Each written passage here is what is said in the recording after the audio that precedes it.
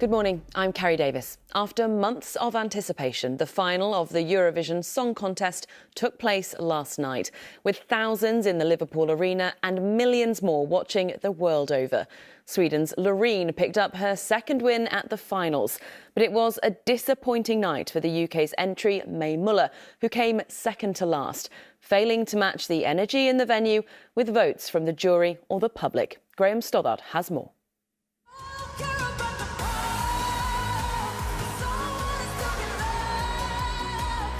As if winning Eurovision once wasn't enough, this year's Swedish entry has decided to do it twice.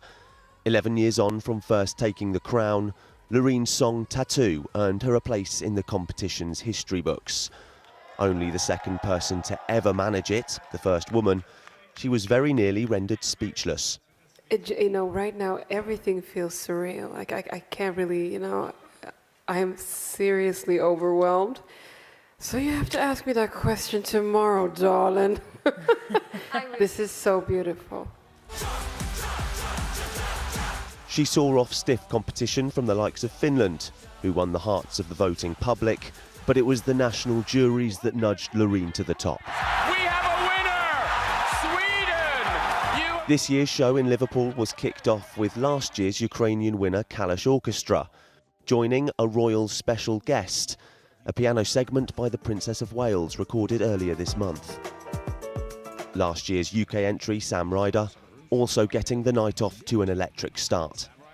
But his success couldn't be replicated, Mae Muller picking up only 24 points, leaving us second from bottom. It was, however, Liverpool's time to shine. There were tears when the song You'll Never Walk Alone, synonymous with the city, rang out across the venue.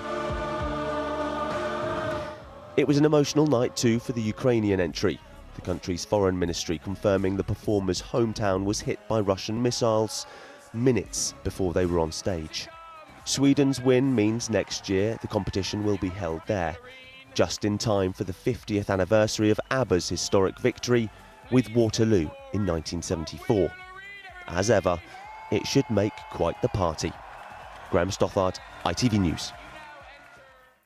Well, the UK was hosting on behalf of Ukraine, whose entry won last year, but the country couldn't take up its right to hold the contest because of the war.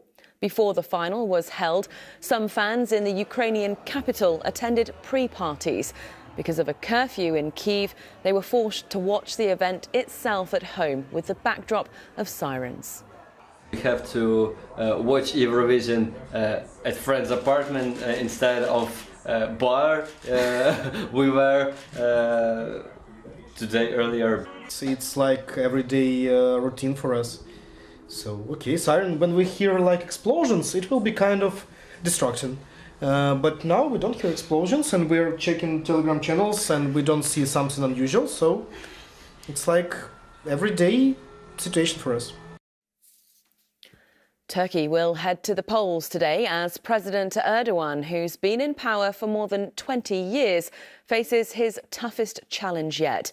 6 opposition parties have combined forces for presidential and parliamentary elections, picking opposition leader Kemal Kılıçdaroğlu as their unity candidate. Nursing union leader Pat Cullen has called on Health Secretary Stephen Barclay to restart pay negotiations with a proposed rise in double digits.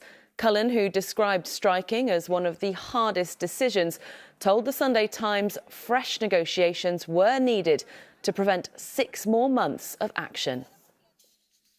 Let's turn to sport now, and the top 2 teams in the Women's Super League title will go head-to-head in the FA Cup final this afternoon. Wembley Stadium is sold out in what's expected to be a record attendance for the fixture. Emma Hayes' Chelsea are aiming to win the FA Cup for the 3rd year in a row and the 5th time overall, while Mark Skinner's Manchester United are playing in their first ever final. Well, that's all we have time for this morning. For more news, visit our website at ITV News and our streaming platform, ITVX, for all the latest headlines. I'll be back at lunchtime. Have a lovely morning. Bye-bye.